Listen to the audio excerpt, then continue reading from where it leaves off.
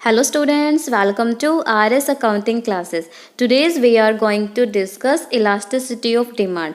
Microeconomics chapter 4 BCom first sem and ये मेरा Telegram channel है RS accounting classes. आप इसको ज्वाइन कर लीजिए.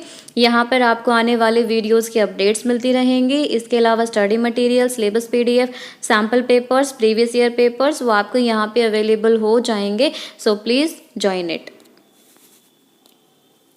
Elasticity of demand. सो हम यहाँ पे क्या करते हैं, दोनों को कंपेयर करेंगे, थ्योरी ऑफ डिमांड को एंड इलास्टिसिटी ऑफ डिमांड को, कि इन दोनों में डिफरेंस क्या है. क्योंकि दोनों ही कॉन्सेप्ट में क्या है, इलास्टिसिटी मीन्स चेंज. चेंज किस में, डिमांड में. थ्योरी ऑफ डिमांड में भी हमने यही करा था कि जब डिमांड को इफेक्ट करने वाले फैक्टर्स में चेंज होता है तो डिमांड पे क्या इफेक्ट होगा. अगर प्राइसेस इंक्रीज होंगे तो डिमांड इंक्रीज होगी या डिक्रीज होगी. इन कंज्यूमर की इनकम में चेंज आएगा तो उससे डिमांड इंक्रीज होगी या डिक्रीज होगी. डिमांड एक्सटेंशन होगा डिमांड में या फिर कॉन्ट्रैक्शन होगा. ये सब किया था. अब इलास्टिसिटी में भी हमें यही करना है कि डिमांड को जो इफेक्ट करने वाले फैक्टर्स होते हैं, अगर उनमें कोई चेंज आता है, उसमें चेंज आने से डिमांड में क्या चेंज होगा, उस पर क्या इफेक्ट होगा, यही हमने डिस्कस करना है. बट फिर भी दोनों कॉन्सेप्ट में फ़र्क है, डिफरेंस है. अब जैसे थ्योरी ऑफ डिमांड का अगर मैं एक टॉपिक उठा लूँ, law of demand. Law of demand क्या कहता है कि अगर किसी कमोडिटी के, किसी गुड्स के अगर प्राइसेस इंक्रीज होंगे तो उसकी डिमांड डिक्रीज हो जाएगी. प्राइसेस डिक्रीज होंगे तो उसकी डिमांड इंक्रीज हो जाएगी. सो लॉ ऑफ डिमांड में सिर्फ क्या पता चलता है, डायरेक्शन ऑफ चेंज का, कि प्राइसेस में चेंज होने से जो डिमांड की डायरेक्शन है वो किस साइड मूव करेगी, इंक्रीज वाली साइड या फिर डिक्रीज वाली साइड. सो ये जो स्टेटमेंट है, ये जो लॉ है, ये सिर्फ क्या है, क्वालिटेटिव स्टेटमेंट है. कि यहाँ पे ना क्वांटिटी का पता नहीं चल रहा कि अगर प्राइस इतने रुपए से इंक्रीज हो गया फिर इतने रुपए से डिक्रीज हो गया तो डिमांड में कितनी क्वांटिटी में चेंज आएगा, वो हमें लॉ ऑफ डिमांड से नहीं पता चलता. जो लॉ ऑफ डिमांड से पता नहीं चलेगा वो किससे पता चलेगा, इलास्टिसिटी ऑफ डिमांड से. सो इलास्टिसिटी ऑफ डिमांड में हम डिमांड के ऊपर क्या इफेक्ट होगा, किसकी वजह से, डिमांड को इफेक्ट करने वाले जो फैक्टर्स हैं, चाहे वो प्राइस हो, इनकम हो, टेक्नोलॉजी हो, उनमें कितना परसेंटेज चेंज आता है और फिर उसकी वजह से कितना परसेंटेज चेंज आएगा डिमांड में. अगर हम सिंपल इलास्टिसिटी का फॉर्मूला करें तो वो क्या होता है, percentage change in effect divide by percentage change in कोज.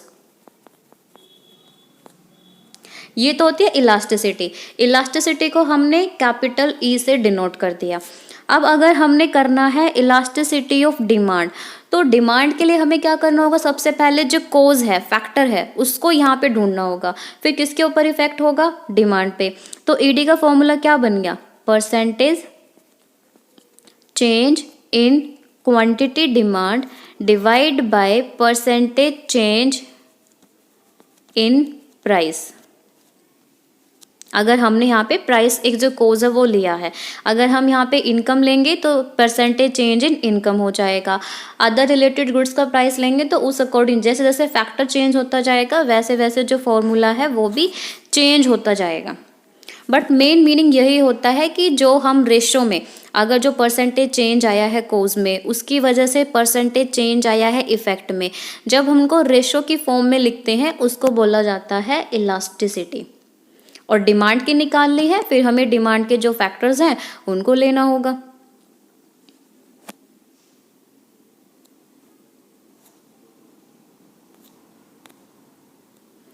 अब बात करते हैं types of elasticity of demand.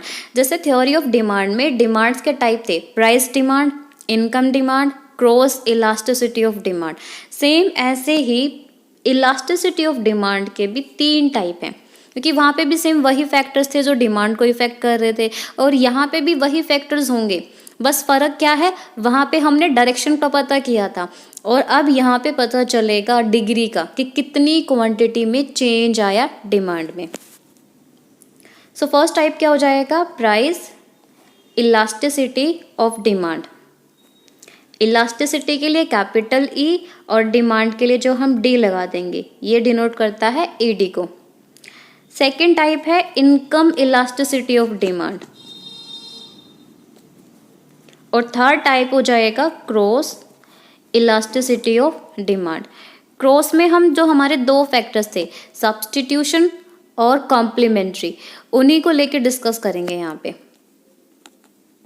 कि जब हमारे गुड्स सब्स्टिट्यूट हो तो कैसे डिमांड पे इफेक्ट होगा, और जब कॉम्प्लीमेंट्री गुड्स हो तो डिमांड पे क्या इफेक्ट होगा। सब्स्टिट्यूट गुड्स वो गुड्स होते हैं जिनको हम एक दूसरे के प्लेस पे यूज़ कर सकते हैं। For example T and coffee, दोनों ही क्या है, बेवरेज आइटम है। आप चाहो तो चाय यूज़ कर सकते हो या फिर कॉफ़ी। सेम ऐसे ही Pepsi and Coke, Frooti and Maaza, आप ये एग्जाम्पल उठा सकते हो जो सब्स्टिट्यूट गुड्स के हैं। बॉल पेन, जेल पेन, ये सब हो जाएगा। कॉम्प्लीमेंट्री में क्या होता है कि जो एक दूसरे को कॉम्प्लीमेंट करते हैं, एक दूसरे को पूरा करते हैं, जैसे कि pen and ink, car and petrol, और सबसे बड़ी एग्जांपल है मोबाइल फ़ोन एंड रिचार्ज, कि दोनों दूसरे को बिना रिचार्ज के मोबाइल फ़ोन अधूरा है, कि किसी काम का नहीं होगा। ऐसे ही बिना पेट्रोल के जो गाड़ी है वो किसी काम की नहीं है। सो ये कॉम्प्लीमेंट्री गुड्स होते हैं। सो ये हम क्रॉस इलास्टिसिटी ऑफ डिमांड में डिस्कस करेंगे कि कैसे दोनों जो टाइप्स के गुड्स हैं, सब्स्टिट्यूट, कॉम्प्लीमेंट्री, उनकी वजह से जो डिमांड में कैसे चेंज आता है, क्या इफेक्ट होगा। सो फर्स्ट टाइप क्या है, price elasticity of demand. So price elasticity of demand में क्या होगा, किसी भी कमोडिटी के प्राइसेस में जो कितना परसेंटेज चेंज आया, और उसके परसेंटेज चेंज से फिर कितना परसेंटेज चेंज आया उसकी क्वांटिटी डिमांड में। सो यहाँ पे ईडी का फॉर्मूला क्या होता है, हम नेगेटिव साइन लगाते हैं, और नेगेटिव साइन क्यों लगाते हैं इसका रीज़न भी हम डिस्कस करेंगे विद एग्जाम्पल। फॉर्मूला क्या होता है, percentage change in quantity demand divide by percentage change in price. Price क्या होगा यहाँ पे, कोज, और क्वांटिटी डिमांड क्या है, इफेक्ट। और नेगेटिव साइन क्यों लगाया, क्योंकि जो लॉ ऑफ डिमांड है वो क्या बोलता है कि प्राइसेस इंक्रीज होंगे तो डिमांड डिक्रीज होगी, प्राइसेस डिक्रीज होंगे तो डिमांड इंक्रीज हो जाएगी। दोनों में क्या होता है, नेगेटिव रिलेशन होता है, इनवर्स रिलेशन होगा।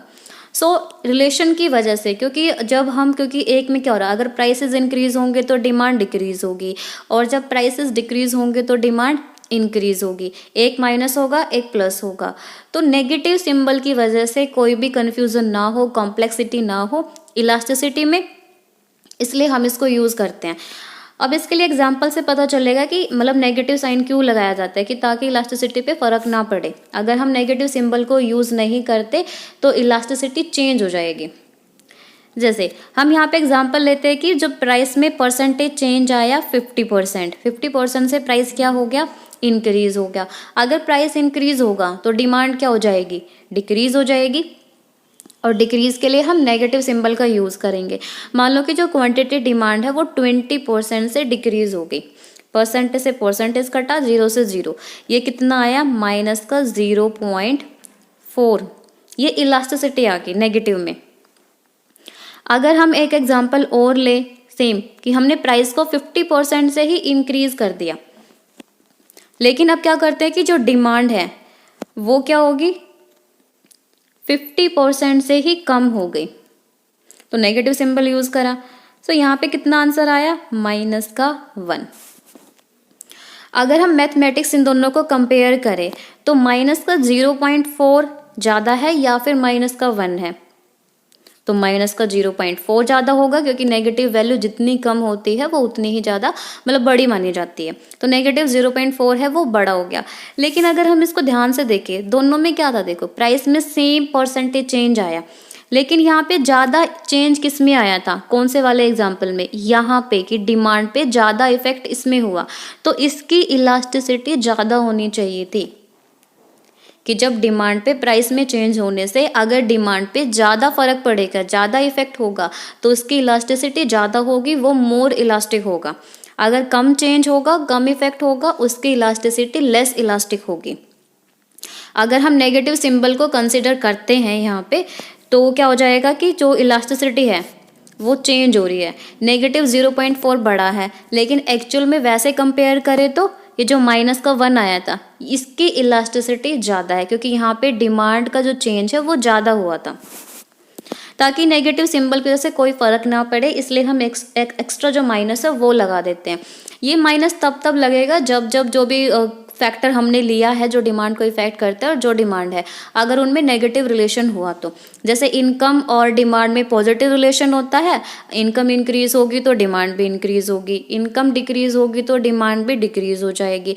तो वहाँ पे हमें नेगेटिव साइन लगाने की जरूरत नहीं है, लेकिन यहाँ पे नेगेटिव रिलेशन था, इसलिए हम यहाँ पे जो नेगेटिव साइन है वो लगाएंगे, ताकि इलास्टिसिटी पे कोई भी इफेक्ट ना हो, कॉम्प्लेक्सिटी ना हो, कंफ्यूजन क्रिएट ना हो। इसीलिए ये था हमारा प्राइस इलास्टिसिटी ऑफ डिमांड। अब हम करते हैं degrees of price elasticity of demand. Price elasticity of demand की जो डिग्रीज है वो 5 है। सो फर्स्ट डिग्री क्या है? Perfectly elastic.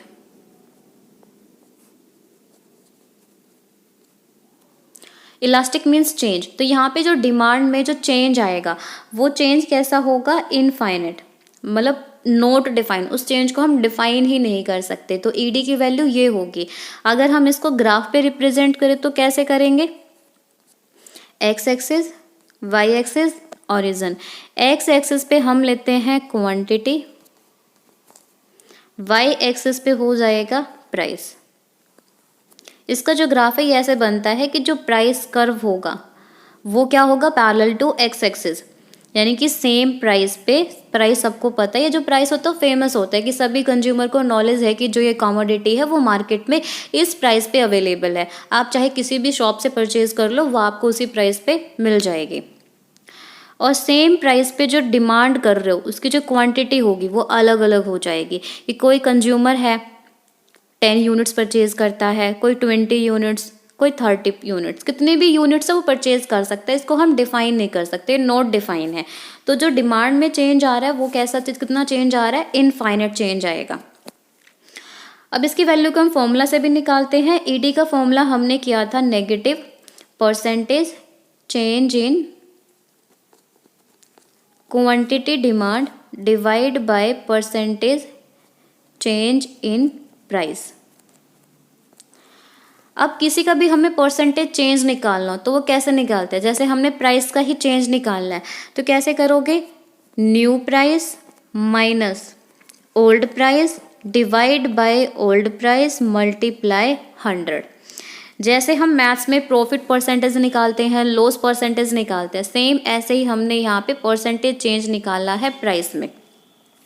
प्रॉफिट परसेंटेज कैसे निकालते थे? सेलिंग प्राइस माइनस में cost price divide by cost price multiply 100। सो यहाँ पे ये समझ लो कि जो सेलिंग प्राइस है वो न्यू प्राइस है, जो कॉस्ट प्राइस है वो ओल्ड प्राइस है।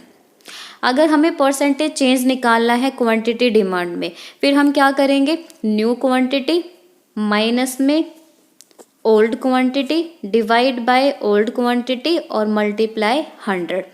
परसेंटेज में निकालना है इसलिए 100 से मल्टीप्लाई कर दिया। ये तो होगा कि परसेंटेज चेंज निकालना है। अब अगर हम इसी फॉर्मूला को जो हमने ग्राफ पे वैल्यूज प्लॉट करी हैं प्राइस की एंड क्वांटिटी डिमांड की, तो इससे ईडी की वैल्यू नॉट डिफाइन कैसे आएगी? अब ध्यान से देखो, जो यहाँ पे प्राइस है वो क्या है? कांस्टेंट है। मतलब जो ये ओल्ड प्राइस है वही क्या है हमारे लिए? न्यू प्राइस है। कि प्राइस में कोई चेंज ही नहीं आ रहा है, यहाँ पे प्राइस क्या है? कांस्टेंट है। सो अगर डिमांड में चाहे कितना भी चेंज आ जाए, कि जो परसेंटेज चेंज है क्वांटिटी डिमांडेड वो कितना भी क्यों ना हो, वो हमें नहीं पता। जैसे आपने अगर 10 और 20 लेना है तो 20 आपकी न्यू क्वांटिटी हो जाएगी और 10 आपकी ओल्ड क्वांटिटी है।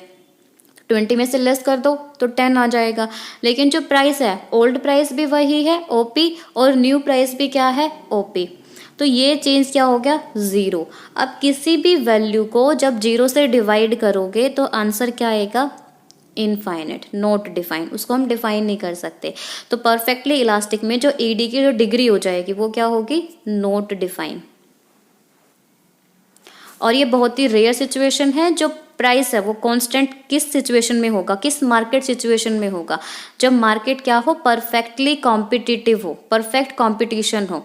परफेक्ट कंपटीशन का मीनिंग क्या होता है कि जो नंबर ऑफ बायर्स है वो लार्ज होते हैं, नंबर ऑफ सेलर्स है वो भी लार्ज हैं, सभी के पास होमोजीनियस प्रोडक्ट है, एक जैसी वस्तुएं हैं, और जो प्राइस है वो किसने डिसाइड कर रखा, इंडस्ट्री ने।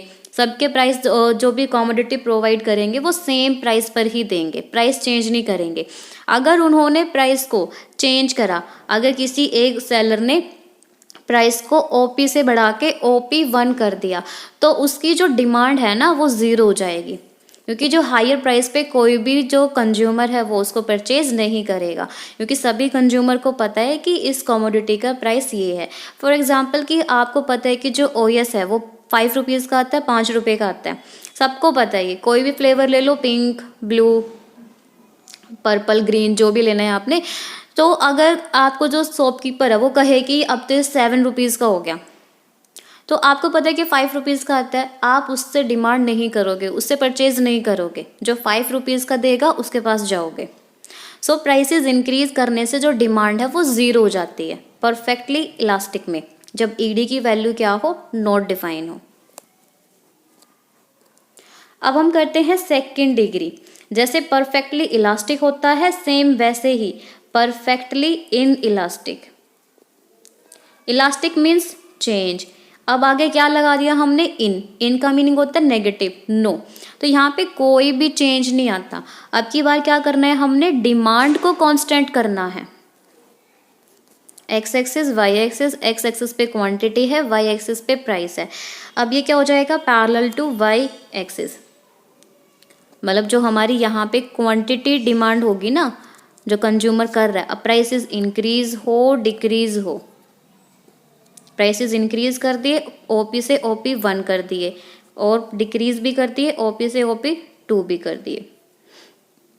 लेकिन जो यहाँ पे डिमांड था, DD का था हमारा, वो कांस्टेंट है, डिमांड में कोई भी चेंज नहीं आ रहा। परफेक्टली इन इलास्टिक में जो ED की डिग्री होगी वो क्या हो जाएगी, 0। अब इसको फॉर्मूला से करें तो ऐसे कर सकते हैं, negative percentage change in quantity demand. तो यहाँ पे क्या हुआ, ओल्ड क्वांटिटी भी वही है एंड न्यू क्वांटिटी भी वही है। सो परसेंटेज चेंज क्या आया, 0 क्वांटिटी डिमांड में। प्राइस में अब चाहे कितना भी चेंज क्यों ना हो, और जब हम किसी भी वैल्यू को 0 से डिवाइड करें, मतलब 0 को किसी भी नंबर से डिवाइड किया जाता है, तो आंसर क्या आता है, 0। 0 को आप किसी भी वैल्यू से डिवाइड कर दो, उसका आंसर 0 आएगा, ठीक है। और ये जो पैरेलल हो गया वाई एक्सिस के। और जो परफेक्टली इन इलास्टिक है, इन इलास्टिक डिमांड कब होगी, ये होती है नेसेसरी गुड्स के केस में, जो हम डेली यूज़ के गुड्स यूज़ करते हैं और जिनके ऊपर ना जो प्राइस होता है थोड़ा सा ही कंज्यूम होता है, जैसे toothpaste, bread, salt, match box. अब मैच बॉक्स है 1 रुपये की आती है, अगर उसका प्राइस 2 रुपीज़ हो भी गया तो भी सोचेंगे कोई बात नहीं, 1 रुपया ही तो इंक्रीज़ हुआ है, तो ज़्यादा फर्क नहीं पड़ रहा, कंज्यूमर की इनकम ज़्यादा कम नहीं हो रही, ज़्यादा खर्चा नहीं करना पड़ रहा उसको, और उसकी नेसेसिटी भी है, उसको परचेज करना पड़ेगा। नमक है, नमक के प्राइसेस देखो धीरे धीरे करके इंक्रीज़ होते रहते हैं, बट उसके डिमांड पे ज़्यादा फर्क नहीं पड़ता। जो लोग टाटा सोल्ट यूज़ करते हैं वो उसको परचेज करेंगे ही करेंगे, उसके प्राइस चाहे इंक्रीज़ हो या फिर डिक्रीज़ हो, ठीक है। तो जब डिमांड पे ज़्यादा फर्क नहीं पड़ता, मतलब यहाँ पे तो बिल्कुल पड़ ही नहीं रहा है कि डिमांड ना तो इंक्रीज़ हो रही है ना ही डिक्रीज़ हो रही है, जैसे पहले थी अभी भी वैसे ही है, कांस्टेंट है, तो ED हो जाएगी 0। जो परफेक्टली इलास्टिक है, परफेक्टली इन इलास्टिक है, 2 डिग्री कैसी होती है, रेयर, यानी कि ये एक्सट्रीम सिचुएशन है, ये बहुत ही रेयर मिलेंगी आपको कि जब ED की वैल्यू नॉट डिफाइन हो जाए और ED की वैल्यू 0 हो जाए। अब हम ना जैसे 3 डिग्री को अब एक साथ पढ़ेंगे। तो पहली डिग्री क्या है, जो इलास्टिसिटी है वो क्या होगी, यूनिटी। इसको यूनिटी का मतलब होता है 1, तो यहाँ पे जो ED की वैल्यू होगी 1। ED की वैल्यू क्या करते हैं, ग्रेटर देन 1। और एक और हम करते हैं, ये 4th नंबर की डिग्री होगी, और 5th पे आ जाती है ED लेस देन 1। हम ये तीनों को एक साथ करेंगे, ED is equal to 1, ED greater than 1 and ED less than 1। 1 equal to 1 है तो उसको बोला जाएगा unitary elastic unit. ED greater than 1 है तो ग्रेटर इलास्टिक, मोर इलास्टिक। ईडी लेस देन 1 है तो less than unity, less elastic. ये जो टर्म है वो हम यूज करेंगे, या फिर इसके लिए इन इलास्टिक और इसके लिए इलास्टिक। परफेक्ट वर्ड नहीं है, परफेक्ट हमने यहाँ पे हटा दिया। सो ईडी कब 1 होगी? जो परसेंटेज चेंज आता है डिमांड में और जो परसेंटेज चेंज प्राइस में, दोनों का परसेंटेज चेंज बराबर हो, 50%, 50%, 100%, मतलब दोनों को आपस में डिवाइड करा, 50% प्राइसेस में चेंज आया और 50% डिमांड में चेंज आया, डिवाइड करोगे तो 1 आ जाएगा। बट जो ये 3 कॉन्सेप्ट है उसको हम किससे पढ़ते हैं? टोटल एक्सपेंडिचर के कॉन्सेप्ट से। अब ये टोटल एक्सपेंडिचर क्या होता है कि जो कमोडिटी का प्राइस है और कितनी क्वांटिटी आपने परचेज करी, उसके कितने यूनिट्स परचेज करी, उनको मल्टीप्लाई करोगे तो टोटल एक्सपेंडिचर आ जाएगा। फॉर एग्जांपल कि 5 रुपीज़ का ओएस है और आपने उसके 5 पैकेट्स परचेज कर ली, तो 5 × 5 25 रुपीज़ का आपने क्या कर दिया? एक्सपेंडिचर कर दिया। सो ईडी की वैल्यू 1 होगी कब? प्राइसेस इंक्रीज हो, प्राइसेस डिक्रीज हो, जो टोटल एक्सपेंडिचर है वो कांस्टेंट रहेगा। Prices increase, prices decrease, total expenditure remaining constant. कि मान लो अगर आप पहले डेली का 100 रुपीज़ खर्च कर रहे थे और उस कमोडिटी के प्राइसेस इंक्रीज हो गए, तो आप अभी भी 100 रुपीज़ ही खर्च करोगे, क्वांटिटी कम परचेज कर लोगे, बट जो आपका खर्चा होगा वो 100 रुपीज़ ही रहेगा। सेम ऐसे अगर उसके प्राइसेस कम होंगे तो आपकी क्वांटिटी बढ़ जाएगी, लेकिन आपका जो खर्चा है, टोटल एक्सपेंडिचर है, वो कांस्टेंट रहेगा। और ईडी ग्रेटर देन 1 ये कब होता है? कि जब प्राइसेस इंक्रीज हो जाए तो टोटल एक्सपेंडिचर डिक्रीज होगा, और जब प्राइसेस डिक्रीज होंगे टोटल एक्सपेंडिचर इंक्रीज होगा। दोनों में कैसा रिलेशन है? नेगेटिव, इन्वर्स रिलेशन है प्राइस एंड टोटल एक्सपेंडिचर में। तब जो इलास्टिसिटी होगी वो ग्रेटर देन 1 होगी। मतलब ये हुआ कि ऐसे कोई भी कमोडिटी है, आप जैसे 100 रुपीज़ ही खर्च करते हो मान लो, तो आपकी इनकम 100 रुपीज़ है, अगर प्राइसेस इंक्रीज हो जाएंगे तो आप सोचोगे कि मैं खर्चा थोड़ा कम कर दूँ, कि महंगाई होगी तो खर्चा कम कर दिया। अब अगर प्राइसेस कम हो जाते हैं कमोडिटी के तो आप खर्चा बढ़ा देते हो, यानी कि 100 की बजाय आप 200 भी खर्च कर दोगे यहाँ पे ऐसे। और जब लेस देन 1 होती है तब क्या होता है? प्राइसेस इंक्रीज होंगे, टोटल एक्सपेंडिचर इंक्रीज हो जाएगा, और जब प्राइसेस डिक्रीज होंगे तो टोटल एक्सपेंडिचर भी डिक्रीज हो जाएगा। जब दोनों में कैसा रिलेशन हो? पॉजिटिव रिलेशन हो, तो ईडी की वैल्यू क्या आ जाएगी? लेस देन 1 होगी। सो perfectly elastic, perfectly inelastic, elastic में, परफेक्टली इलास्टिक में ईडी की वैल्यू इनफाइनाइट होती है, परफेक्टली इन इलास्टिक में ईडी की वैल्यू 0 होती है। और ये दोनों ही क्या है? एक्सट्रीम सिचुएशन है। इनके लिए परफेक्ट कंडीशन होनी चाहिए, जब वो फुलफिल होंगी तभी जो डिग्रीज है वो हमें मिलेगी, बहुत ही रेयर मिलती हैं। जो यूनिटी है ED is equal to 1, greater than unitary है ईडी ग्रेटर देन 1 और ईडी लेस देन 1, ये नॉर्मल सिचुएशन है, यानी कि ये मार्केट में एग्जिस्ट करती हैं रियलिटी में। ईडी की वैल्यू 1 भी हो सकती है, ग्रेटर देन 1 भी और लेस देन 1 भी। अब इसको हमने कंपेयर करा किसके साथ? टोटल एक्सपेंडिचर के साथ, कि जब प्राइसेस इंक्रीज हैं, प्राइसेस डिक्रीज हैं, टोटल एक्सपेंडिचर कांस्टेंट है, कोई फर्क नहीं पड़ रहा, तो ईडी की वैल्यू 1 हो जाएगी। और जब ईडी की वैल्यू, जब prices increase total expenditure decrease, prices decrease total expenditure increase, दोनों में नेगेटिव रिलेशन है, तो ये हो गया ईडी ग्रेटर देन 1। और जब प्राइस में और टोटल एक्सपेंडिचर में कैसा रिलेशन है? पॉजिटिव, कि prices increase total expenditure increase, prices decrease total expenditure decrease, तब हो जाएगी elasticity less than 1। Measurement of price elasticity of demand. अब हमने क्या करना है कि जो प्राइस इलास्टिसिटी ऑफ डिमांड है ईडी है, उसको कैलकुलेट करना है, मेज़र करना है। और इसको मेज़र करने के हमारे पास जो 5 मेथड्स है, जिनमें से हम किसी भी मेथड को यूज़ कर सकते हैं। फर्स्ट मेथड क्या है? Total expenditure method.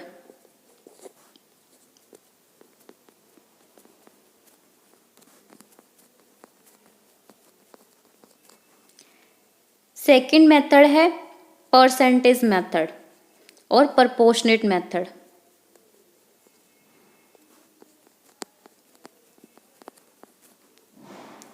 Third method है पॉइंट मेथड। फोर्थ मेथड है आर्क मेथड एंड फिफ्थ है रेवेन्यू मेथड।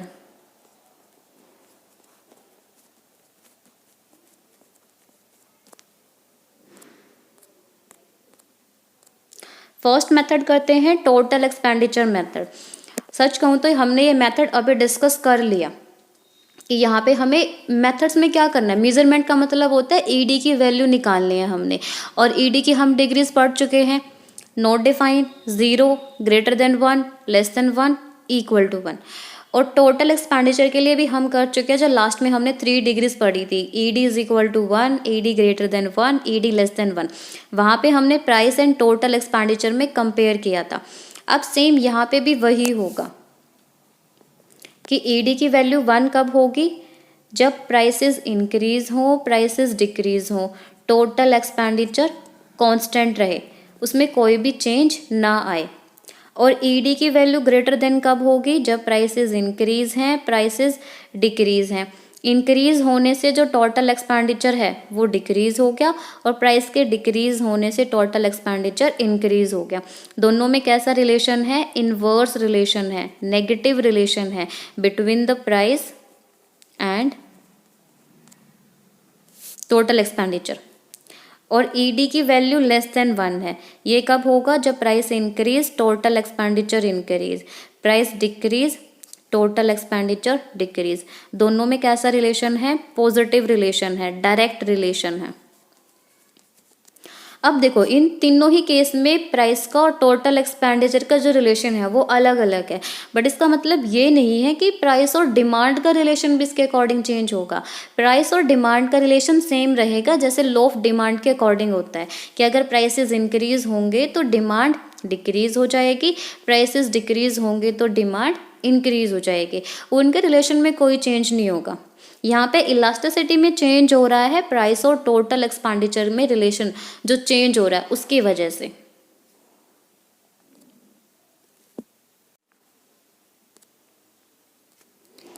अब हम क्या करते हैं, तीनों ही केस को ना एक एग्जाम्पल से करते हैं।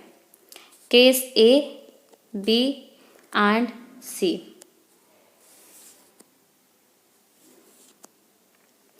ए केस क्या कह रहा था, जब ईडी की वैल्यू क्या होगी, यूनिटरी इलास्टिक होगा।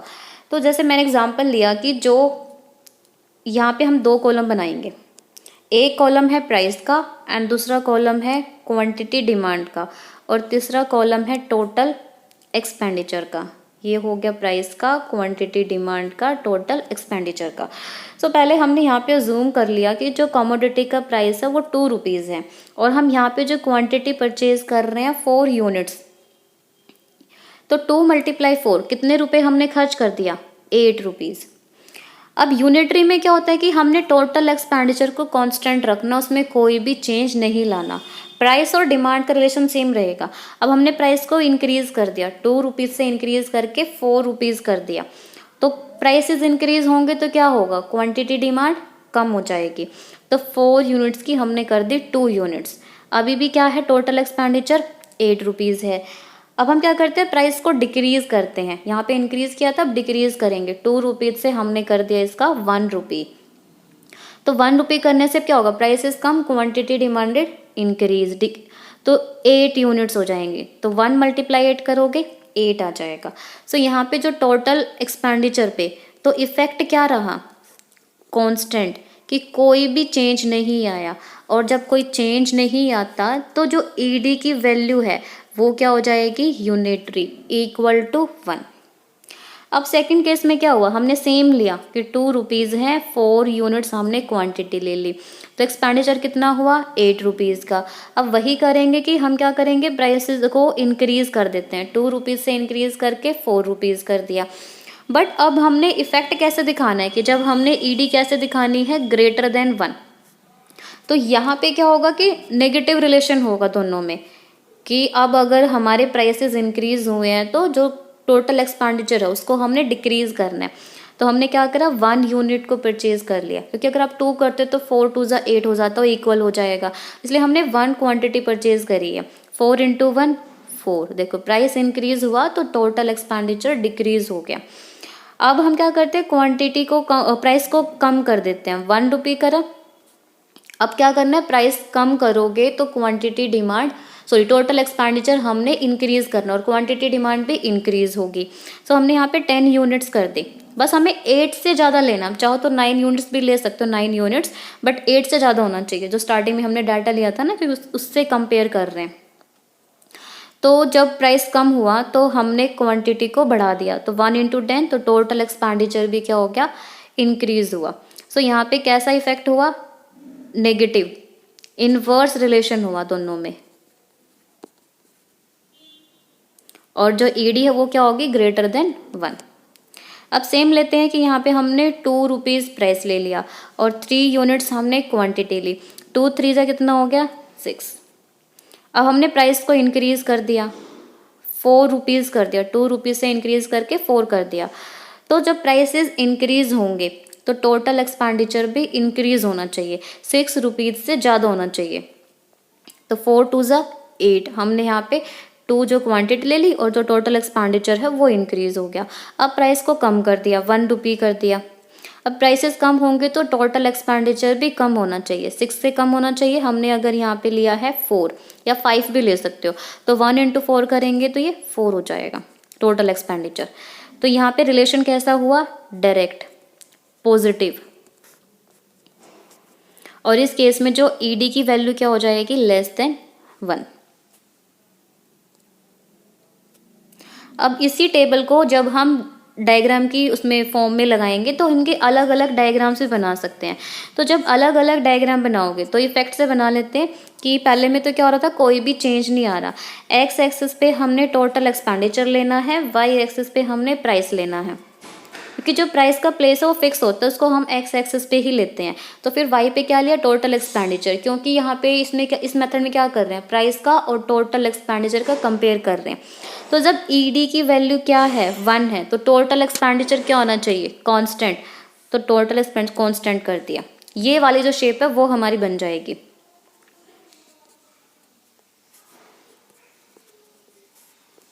और जब ईडी की वैल्यू ग्रेटर देन 1 है तो स्लोप कैसा आया था, मतलब इफेक्ट कैसा हुआ था, इनवर्स रिलेशन था between the price and total expenditure. तो इसका स्लोप कैसा हो जाएगा, डाउनवर्ड स्लोपिंग, नेगेटिव स्लोप होगा।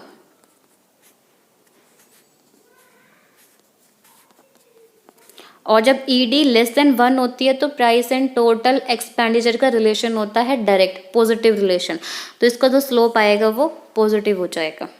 हम चाहे तो इन तीनों का जो डायग्राम है वो अलग अलग बना सकते हैं। अगर हमने एक ही डायग्राम बनाना है तो वो भी बना सकते हैं। एक्स एक्सिस पे टोटल एक्सपेंडिचर लिया, वाई एक्सिस पे प्राइस लिया। कांस्टेंट के लिए ये वाली शेप, ग्रेटर देन यूनिटी के लिए डाउनवर्ड स्लोपिंग और लेस देन यूनिटी के लिए अपवर्ड स्लोपिंग। ये जो कर्व है वो TE है, टोटल एक्सपेंडिचर कर्व है। यहाँ पे ईडी की वैल्यू 1 है, यहाँ पे ईडी की वैल्यू ग्रेटर देन 1 है और इस पे है ईडी की वैल्यू लेस देन 1 है। अब चाहे तो हम इनको नाम भी दे सकते हैं ABC और D। अब जैसे देखो ईडी इज इक्वल टू 1 है तो यहाँ पे क्या हुआ, प्राइसेस डिक्रीज कर दिया। पहले मान लो कि यहाँ पे OP प्राइस था, अब हमने इसको OP1 कम कर दिया, लेकिन टोटल एक्सपेंडिचर तो क्या है, कांस्टेंट है, उसमें कोई भी चेंज नहीं आ रहा, तो ईडी इज इक्वल टू 1। अब सेम ऐसे ही अगर प्राइसेस पहले हमारे यहाँ पे थे और फिर प्राइसेस हमने कम कर दिए तो देखो क्या होता, टोटल एक्सपेंडिचर इतना था जब हमारे प्राइस यहाँ पे थे, तो प्राइसेस कम हुए तो टोटल एक्सपेंडिचर इंक्रीज हो गया, नेगेटिव रिलेशन हुआ तो ईडी की वैल्यू 1।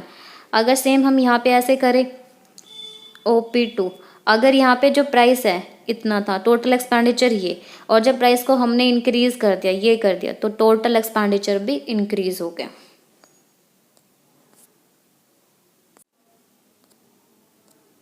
सेकेंड मेथड है परसेंटेज और प्रपोर्शनेट मेथड। इसके नेम से ही सजेस्ट हो रहा है कि हाँ ये परसेंटेज के टर्म्स में होगा। इस मेथड के अकॉर्डिंग क्या करेंगे कि अगर हमने प्राइस इलास्टिसिटी ऑफ डिमांड को कैलकुलेट करना है तो वो कैसे आएगा, जो परसेंटेज चेंज हुआ है प्राइस में और फिर उसकी वजह से परसेंटेज चेंज होगा क्वांटिटी डिमांड में, उनका जो रेशियो है वो परसेंटेज मेथड में आएगा। और ये फॉर्मूला हम पहले भी कर चुके हैं, ईडी इज इक्वल टू क्या है, minus percentage change in quantity demand divide by percentage change in price.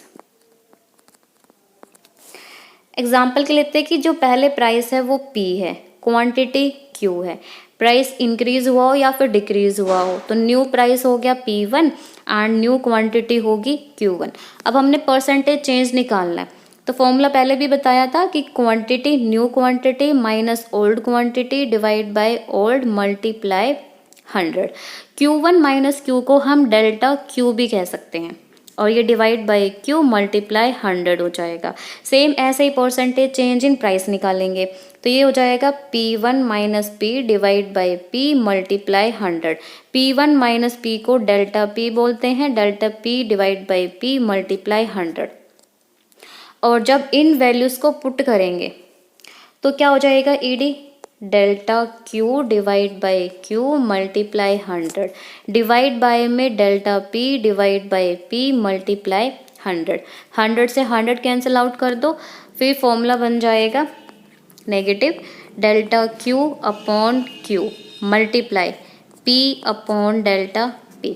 और इसको हम अरेंज भी करके कैसे लिखेंगे, negative delta Q divide by delta P multiply P upon Q। सो ये फॉर्मूला होता है हमारा परसेंटेज मेथड में। इलस्ट्रेशन करते हैं इसके साथ ही। सो एक क्वेश्चन है कि जो गुड्स है उसके प्राइस में जो चेंज आया, प्राइसेस यहाँ पे हो गए डिक्रीज, कितने परसेंट से, 10% से, और 10% होगा उसके आगे हम लगा देंगे नेगेटिव क्योंकि डिक्रीज हुआ है। और यहाँ पे हमें ईडी गिवन है 2.5, हमें क्या निकालना है, percentage change in quantity demand, कि कितना परसेंटेज चेंज आता है क्वांटिटी डिमांड में। फॉर्मूला वही रखेंगे, ED is equal to, ED की वैल्यू है 2.5, नेगेटिव साइन लगाएंगे। Percentage change in quantity demand हमें नहीं पता, इसको हमने सेम रखा, percentage change in quantity demand divide by में प्राइस में कितना चेंज आया है, माइनस का 10%। अब इस नेगेटिव से कट जाएगा और ये डिवाइड में 10% है, इधर आएगा तो ये हो जाएगा मल्टीप्लाई में, 2.5 मल्टीप्लाई में 10%। अब इस पॉइंट को हटा के नीचे करेंगे, 10 ये 0 से 0 कैंसिल, ये आ गया 25%।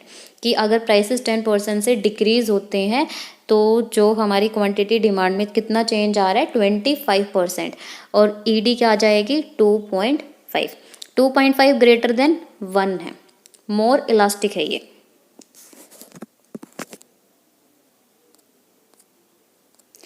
थर्ड मेथड है पॉइंट मेथड। अब पॉइंट मेथड क्या होगा, किसी भी जो डिमांड कर्व, तो डिमांड कर्व हमारा होता है ऐसा। अब इस डिमांड कर्व पे हम लेंगे अलग अलग पॉइंट, जैसे हमने यहाँ पे यहाँ पे यहाँ पे ए पॉइंट है, इधर बी पॉइंट है, कोई सी पॉइंट है, हमें इन पॉइंट्स पे क्या निकालनी है, इलास्टिसिटी। सो पॉइंट मेथड के हिसाब से कैसे निकाल लेंगे कि एक ही डिमांड कर्व पे जो अलग अलग पॉइंट है, तो सिंगल पॉइंट पे इलास्टिसिटी कैसे निकाली जाती है वो पॉइंट मेथड बताएगा। सो पॉइंट मेथड के अकॉर्डिंग जो फॉर्मूला क्या होता है, lower segment divide by upper segment, और सेगमेंट का मतलब होता है पार्ट, कि आप लोअर पार्ट को डिवाइड कर दोगे अपर पार्ट से। इस फॉर्मूले की हेल्प से हम क्या करेंगे, अलग अलग पॉइंट पे जो इलास्टिसिटी है वो निकालेंगे। जैसे हमने यहाँ पे डिमांड कर्व लिया ए बी, ये ए पॉइंट है और ये बी पॉइंट है, X axis Y axis, X axis पे क्वांटिटी रहेगी और वाई एक्सिस पे प्राइस। एक पॉइंट हम लेते हैं इसके बिल्कुल बीच में, मिड पॉइंट, ये हो गया सी। एक पॉइंट हमने लिया यहाँ पे डी, बी और सी के बीच में, और एक पॉइंट लेते हैं हम यहाँ पे ई, ए और सी के बीच में। तो हम सबसे पहले चलो पॉइंट ए से स्टार्ट करते हैं। ए पॉइंट पे हमने क्या निकालनी है, इलास्टिसिटी। फॉर्मूला क्या था, lower segment divide by upper segment. अब यहाँ पे लोअर सेगमेंट क्या है, ए बी, और अपर सेगमेंट कुछ है ही नहीं, तो ये क्या हो गया 0। और चाहे वैल्यू कुछ भी हो, और जब उस किसी भी वैल्यू को 0 से डिवाइड करोगे तो आंसर क्या आएगा, इनफाइनाइट, नॉट डिफाइन। तो ईडी की वैल्यू यहाँ पे क्या होगी, इन्फिनेटिव। पॉइंट ई पे चेक करते हैं, same formula, lower segment divide by upper segment. तो ई पॉइंट पे जो लोअर सेगमेंट है वो क्या है, ई बी, और अपर सेगमेंट क्या है, ए ई। ई बी को ए ई से डिवाइड करा तो दिख रहा है डायग्राम से, पता चल रहा है कर्व से कि जो ई बी की वैल्यू है वो ज़्यादा है, कि जो ई बी है वो ग्रेटर देन है किससे, ए ई से। जब किसी बड़ी वैल्यू को छोटी वैल्यू से डिवाइड करोगे तो उसका आंसर क्या आएगा, ग्रेटर देन 1।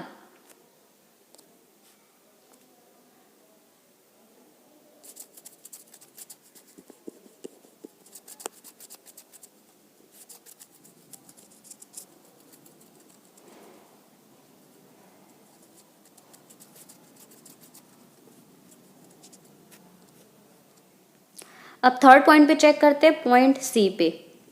यहाँ पे ईडी की वैल्यू क्या हो जाएगी, देखो लोअर सेगमेंट क्या है, बी सी, अपर सेगमेंट क्या है, ए सी, और ये हमने मिड पॉइंट लिया था, यहाँ पे जो B C is equal to A C, दोनों इक्वल है। और जब दोनों की वैल्यू इक्वल है, इक्वल वैल्यू को जब आपस में डिवाइड करोगे तो आंसर आ जाएगा 1। तो यहाँ पे ईडी की वैल्यू हो गई 1। यहाँ पे क्या थी, ग्रेटर देन 1, ए पॉइंट पे थी, नॉट डिफाइन। अब पॉइंट डी पे चेक करते हैं, लोअर सेगमेंट क्या है, बी डी, अपर सेगमेंट क्या है, ए डी, और साफ दिख रहा है कि जो बी डी की वैल्यू है वो लेस देन है ए डी से, ए डी की वैल्यू ज़्यादा होगी। जब किसी छोटी वैल्यू को बड़ी वैल्यू से डिवाइड करोगे तो आंसर क्या आएगा, लेस देन 1। लास्ट पॉइंट है बी, तो यहाँ पे ईडी की वैल्यू क्या होगी, लेस देन 1। सो बी पॉइंट पे ईडी निकालेंगे तो यहाँ पे lower segment divide by upper segment, lower segment क्या है, 0 है ही नहीं, और अपर सेगमेंट क्या है, ए बी, और जब 0 को किसी वैल्यू से डिवाइड करते हो आंसर आता है 0, तो बी पॉइंट पे जो ईडी है वो 0 हो जाएगी। सेम हमने सभी वही डिग्रीज निकाली, बट यहाँ पे मेथड कौन सा यूज करा, point method. So point method की एक लिमिटेशन है, जो परसेंटेज मेथड था और जो पॉइंट मेथड है, दोनों की लिमिटेशन सेम है। और लिमिटेशन क्या है कि देखो, जब हम ए से अगर बी की तरफ मूव करते हैं तो क्या होता है, इलास्टिसिटी कुछ और आएगी। अगर हम बी से ए की तरफ कर देते हैं तो इलास्टिसिटी कुछ और आएगी। और परसेंटेज मेथड में क्या होता है कि न्यू क्वांटिटी ओल्ड क्वांटिटी, अगर हम स्टेटमेंट को चेंज कर दे कि जो हमारी पहले ओल्ड क्वांटिटी थी, ओल्ड प्राइस था, उसको हमने कर दिया न्यू प्राइस और न्यू क्वांटिटी, और जो न्यू प्राइस और न्यू क्वांटिटी था उसको कर दिया ओल्ड प्राइस ओल्ड क्वांटिटी, तो दोनों ही केस में क्या होगा, ईडी की वैल्यू अलग आएगी। जो लिमिटेशन है percentage method and point method की, उसको हम इलस्ट्रेशन से करेंगे कि ये चेंज क्यों होता है, कि इलास्टिसिटी चेंज हो जाती है और कैसे चेंज हो रही है वो। पी अगर हम प्राइस लेट करते हैं, जो ओल्ड प्राइस है 4 रुपीज़ है, एंड इस प्राइस पे जो क्वांटिटी है वो 2 यूनिट्स है, और जो न्यू प्राइस है वो हमने क्या कर दिया, 2 रुपीज़ कर दिया, और न्यू क्वांटिटी क्या है, 3 यूनिट्स है। अगर हम इस डाटा के साथ इलास्टिसिटी निकालेंगे परसेंटेज मेथड का यूज़ करके, तो फॉर्मूला क्या था, delta Q upon delta P multiply P upon Q. Negative delta Q, Q1 minus Q, 3 minus 2 कितना हो जाएगा, 1। Delta P, P1 minus P, 2 minus 4 minus 2, P की वैल्यू क्या है 4, Q की वैल्यू क्या है 2। नेगेटिव से नेगेटिव कैंसिल, सोल्व करा तो ईडी की वैल्यू क्या आ गई, 1। अब अगर हम क्या कर दे कि जो ओल्ड प्राइस है उसको न्यू कर दे और जो न्यू प्राइस है उसको ओल्ड कर दे, तो जो P है वो हो जाएगा 2 रुपीज़, Q हो जाएगा 3, P1 हो जाएगा 4, Q1 हो जाएगा 2। अब देखते कि ईडी की वैल्यू क्या आएगी, negative delta Q upon delta P multiply P upon Q, negative delta Q, Q1 minus Q, 2 minus 3 minus 1, divide by P1 minus P, 4 minus 2, 2, P की वैल्यू क्या है 2, Q की वैल्यू क्या है 3। सोल्व करा तो आंसर क्या आया 0.3। तो दोनों ही केस में क्या हुआ, इलास्टिसिटी की वैल्यू चेंज होगी। तो जब हमने यहाँ पे ये वाला डाटा लिया, मतलब कि वैल्यू तो सेम ही है, इनकी जो P और P1 को ही तो चेंज करा ना, एक्सचेंज करा, तो यहाँ पे तो इक्वल टू 1 थी, यूनिटी थी, और जैसे ही हमने P को P1 कर दिया तो ED क्या होगी 0.3। सेम ऐसे ही पॉइंट मेथड पे होता है कि जब हम मूव करते हैं लोअर, यानी कि लोअर पॉइंट से जब हायर पॉइंट पे जाएंगे तो ED की वैल्यू कुछ और आएगी, और जब हायर पॉइंट से अपर पॉइंट से लोअर पॉइंट पे आएंगे तो ED की वैल्यू चेंज हो जाएगी। सो ऐसा नहीं होना चाहिए। अब इस लिमिटेशन को दूर किसने करा, फोर्थ मेथड ने, वो क्या है आर्क मेथड। अब इस लिमिटेशन को दूर कैसे करेंगे, सो देखो अगर हमने फॉर्मूला को अगर ध्यान से ऑब्जर्व करें, फॉर्मूला क्या था delta Q upon delta P, और मल्टीप्लाई में क्या है P अपॉन क्यू, और नेगेटिव सिंबल है। डेल्टा क्यू क्या होता है Q1 माइनस क्यू, और डेल्टा P क्या है P1 माइनस P। अब Q1 में से Q को लेस करो या फिर Q में से Q1 को लेस करो, ठीक है, P1 में से P को लेस करो या फिर P माइनस P1 करो। अगर ये वाला पॉजिटिव वैल्यू देगा तो ये नेगेटिव आ जाएगी, अगर ये नेगेटिव होगा तो ये पॉजिटिव हो जाएगा। आंसर तो सेम ही रहा, प्लस माइनस माइनस प्लस, उससे कोई फर्क नहीं पड़ा। तो फर्क किससे पड़ा, इस P अपॉन Q से, कि हम किससे डिवाइड करते हैं। तो जब हमने ओल्ड प्राइस से डिवाइड करा तो इलास्टिसिटी चेंज होगी, और जब हमने न्यू प्राइस से करा तो इलास्टिसिटी चेंज होगी, अलग आई। तो अब इस यहाँ पे क्या करेंगे, जो हम डेल्टा Q को डिवाइड करते हैं Q से और डेल्टा P को डिवाइड करते हैं P से। अब यहाँ पे ओल्ड क्वांटिटी ओल्ड प्राइस की जगह पे क्या करते हैं, और ना ही न्यू क्वांटिटी से डिवाइड करो और ना ही न्यू प्राइस से, तो उनके एवरेज से डिवाइड करेंगे कि Q1 plus Q divide by 2। तो जो 20 का ले लेंगे, ना तो न्यू क्वांटिटी को लिया और ना ही ओल्ड क्वांटिटी को, दोनों को डिवाइड करके डिवाइड बाई 2 कर दिया। सेम ऐसे ही प्राइस में करोगे, एवरेज लेंगे P1 plus P divide by 2। अब चाहे आप P और जो Q है उसको चेंज कर दो P1 और Q1 में, फिर भी जो आपकी इलास्टिसिटी होगी वो सेम आएगी, उसमें कोई चेंज नहीं होगा। अब फोर्थ मेथड क्या है, arc method. Arc method name से सजेस्ट हो रहा है कि यहाँ पे जो इलास्टिसिटी निकालनी है वो आर्क पे निकालनी है। और आर्क क्या होती है, जैसे सर्कल है, सर्कल की जो अगर हम सर्कमफ्रेंस को अगर हम थोड़ा सा काट लें तो इसको क्या बोला जाता है, आर्क। तो सेम यहाँ पे क्या होगा, जो डिमांड कर्व है, एक्स एक्सिस वाई एक्सिस, यहाँ पे हो जाएगी क्वांटिटी और यहाँ पे हो जाएगा प्राइस, और ये हो गया हमारा डिमांड कर्व DD। सो इसके दो पॉइंट, इस डिमांड कर्व के किन्हीं भी दो पॉइंट पे, ये पॉइंट A है, पॉइंट B है, इन दोनों पे यानी कि जो आर्क होगी इस डिमांड कर्व की, इस आर्क पे हमने क्या निकालनी है, इलास्टिसिटी। और इस आर्क का जो एवरेज होगा, यानी कि यहाँ तो A पॉइंट की आपने लेनी है इलास्टिसिटी और ना ही B पॉइंट की, इन दोनों के बीच की जो इलास्टिसिटी होगी वो आर्क मेथड के अकॉर्डिंग आएगी। देखो नॉर्मल फॉर्मूला क्या होता है AD का, delta Q upon delta P multiply P upon Q। अब क्या करना था, जो लिमिटेशंस को दूर किया था परसेंटेज मेथड और पॉइंट मेथड की, कि अब हमने इसको न्यू क्वांटिटी या फिर ओल्ड क्वांटिटी से डिवाइड नहीं करना, उनके एवरेज से डिवाइड करेंगे। तो डेल्टा Q कैसे निकालते हैं, Q1 माइनस Q, और डेल्टा P कैसे निकलेगा, P1 माइनस P मल्टीप्लाई। अब यहाँ पे P से डिवाइड करना था ना, तो हम किससे डिवाइड करेंगे, इनके एवरेज से। तो एवरेज क्या हो जाएगा, P1 plus P divide bye 2, और ये क्या हो जाएगा Q1 plus Q divide bye 2। तो 2 से 2 कैंसिल हो गया। तो फॉर्मूला क्या बन गया, Q1 minus Q divide by P1 minus P multiply P1 plus P divide bye Q1 plus Q। और इसको हम रीअरेंज करके ये भी लिख सकते हैं, negative Q1 minus Q divide by Q1 plus Q multiply P1 plus P divide by P1 minus P। अगर ऊपर नेगेटिव साइन है, क्वांटिटी 1 माइनस क्वांटिटी, और नीचे क्या है पॉजिटिव, और यहाँ पे क्या है मल्टीप्लाई में, ऊपर प्राइस वाले में पॉजिटिव है P1 प्लस P और नीचे क्या है P1 माइनस P। सो इस बार अगर हम इस फॉर्मूला का यूज़ करेंगे तो जो हमने आर्क इलास्टिसिटी निकाली, इनके बीच की जो इलास्टिसिटी है वो निकल जाएगी। अब चाहे ए से बी पॉइंट की तरफ मूव करो या बी से ए पॉइंट की तरफ मूव करो, तो ईडी की वैल्यू में कोई भी चेंज नहीं होगा। Fifth method is revenue method. Revenue means होता है सेल।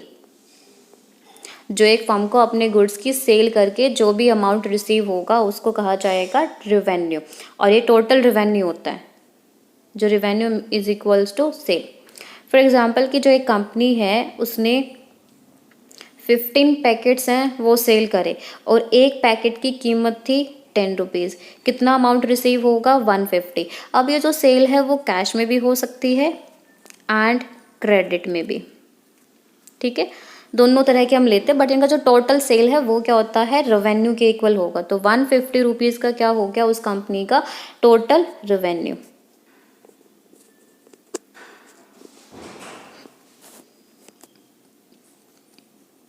अगर जो हमें प्राइस निकालना हो इसका, अगर हम टोटल रेवेन्यू को डिवाइड कर दें किससे? क्वांटिटी से, तो टी आर को जब क्वांटिटी से डिवाइड करा तो हमारे पास क्या आएगा? Average revenue. और एवरेज रेवेन्यू किसके इक्वल होता है? प्राइस के। जैसे यहाँ पे इस क्वेश्चन में टी आर की वैल्यू 150 है और क्वांटिटी 15 है, सो प्राइस क्या होगा?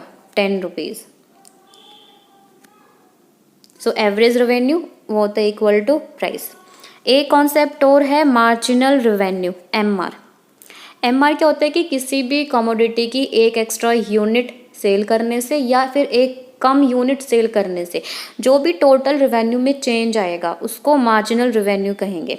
फॉर एग्जांपल कि यहाँ पे इसने जो 15 पैकेट्स हैं वो सेल करे, अगर 16 पैकेट सेल करते तो टोटल रेवेन्यू क्या होता? और 16 पैकेट को मान लो 10 रुपीज़ के अकॉर्डिंग सेल करे, 160 हो गया। सो जो टोटल रेवेन्यू था 16 पैकेट का माइनस में टोटल रेवेन्यू जो 15 पैकेट्स के था, उनका जो डिफरेंस हुआ यानी कि 1 यूनिट के कम या ज़्यादा सेल करने पे टोटल रेवेन्यू में जो भी चेंज आएगा उसको मार्जिनल रेवेन्यू कहेंगे। 160 माइनस 150 ये क्या हो गया हमारा? एमआर। तो रेवेन्यू मेथड के अकॉर्डिंग जो ईडी की वैल्यू कैसे निकलती है? एवरेज रेवेन्यू माइनस में average revenue minus marginal revenue. Average revenue price के इक्वली होता है और जो मार्जिनल रेवेन्यू है ये जो टोटल रेवेन्यू में जो भी चेंज आया है उसको। तो मार्जिनल रेवेन्यू के निकालने के हमारे पास दो मेथड हैं। एक तो क्या है कि जो TRN और TRN माइनस 1, अगर हमें मार्जिनल रेवेन्यू निकालना है n यूनिट्स के लिए तो TRN माइनस TRN माइनस 1 हो जाएगा कि हम एक जो हमने n यूनिट्स पे निकाला उसमें से एक कम यूनिट्स पे जो टोटल रेवेन्यू था उसको माइनस कर देंगे तो जो डिफरेंस आएगा वो आपका MRN हो जाएगा। और ये क्या है? डेल्टा TR है कि जो चेंज आता है टोटल रेवेन्यू में, और इसको डिवाइड करते हैं डेल्टा क्यू से। और मार्जिनल रेवेन्यू में जो डेल्टा क्यू की वैल्यू होगी वो ऑलवेज क्या रहेगी? 1, क्योंकि इसके मीनिंग ही यही है कि एक एक्स्ट्रा यूनिट को या फिर एक कम यूनिट को, एक ज़्यादा या फिर एक कम यूनिट को सेल करने से टोटल रेवेन्यू में जो चेंज आया वो मार्जिनल रेवेन्यू है।